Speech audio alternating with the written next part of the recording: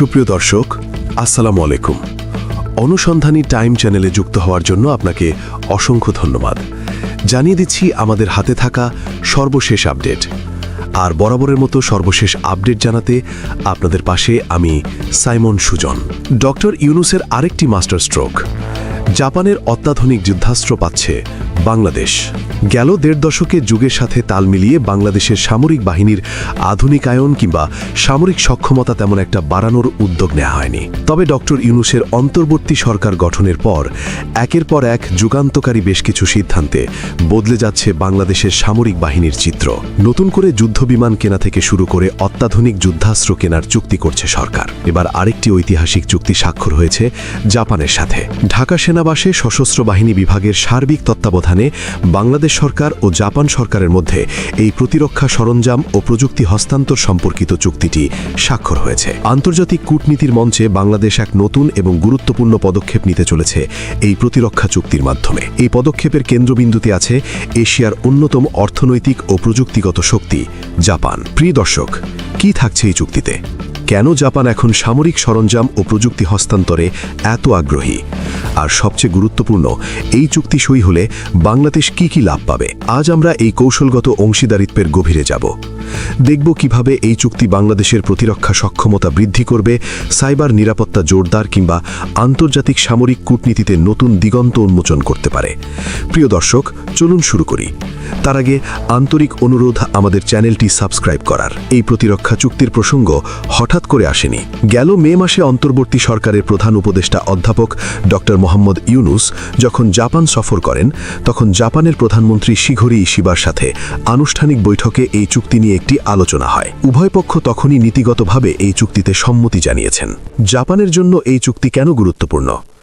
আপনারা জানেন, জাপান সাম্প্রতিক সময়ে সামরিক সরঞ্জাম রপ্তানি সম্পর্কিত আইন শিথিল করে দিয়েছে। তারা এখন এশিয়ার বেশ কয়েকটি দেশে সামরিক সরঞ্জাম রপ্তানিও শুরু করে দিয়েছে।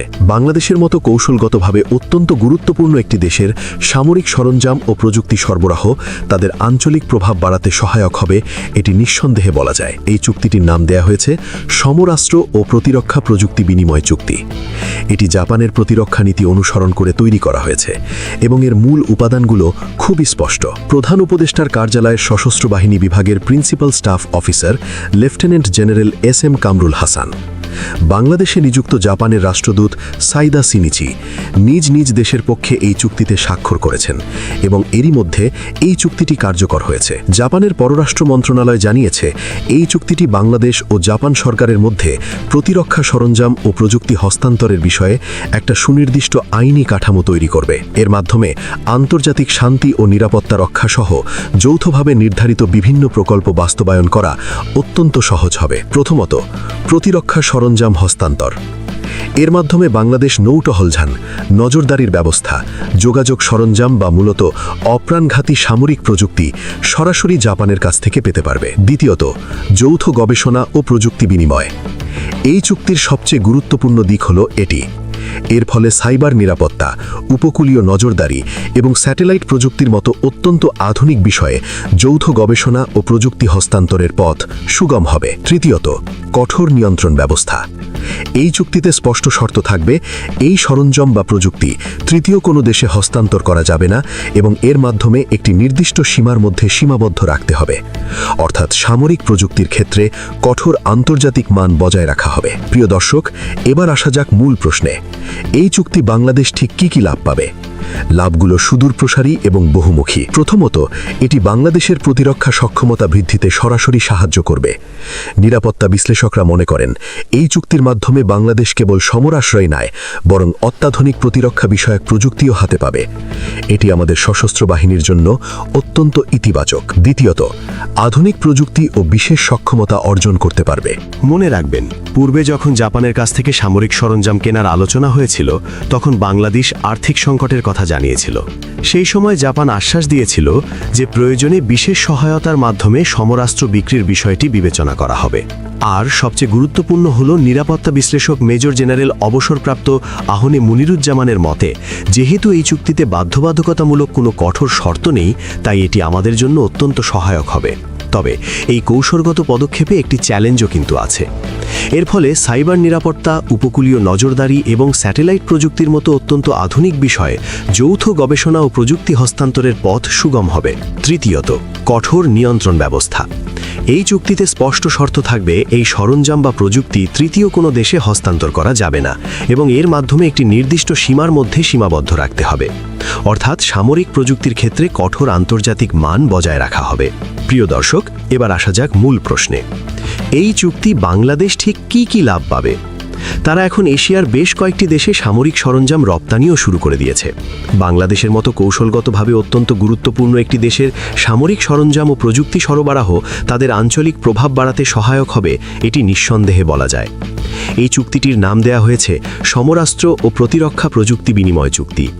এটি জাপানের প্রতিরক্ষা নীতি অনুসরণ করে তৈরি করা হয়েছে এবং এর মূল উপাদানগুলো খুবই স্পষ্ট।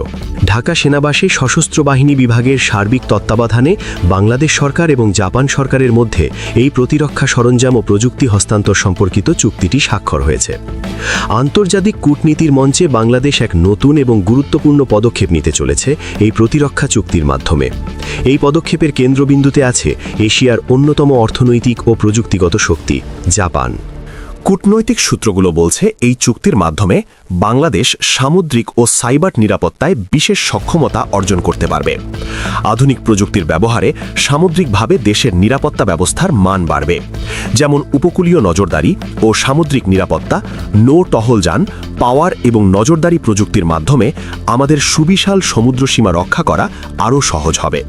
সাইবার নিরাপত্তা, বিশেষ করে সাইবার স্পেসে দেশের গুরুত্বপূর্ণ স্থাপনা ও তথ্য সুরক্ষায় আধুনিক জাপানি প্রযুক্তির সাহায্য পাওয়া যাবে।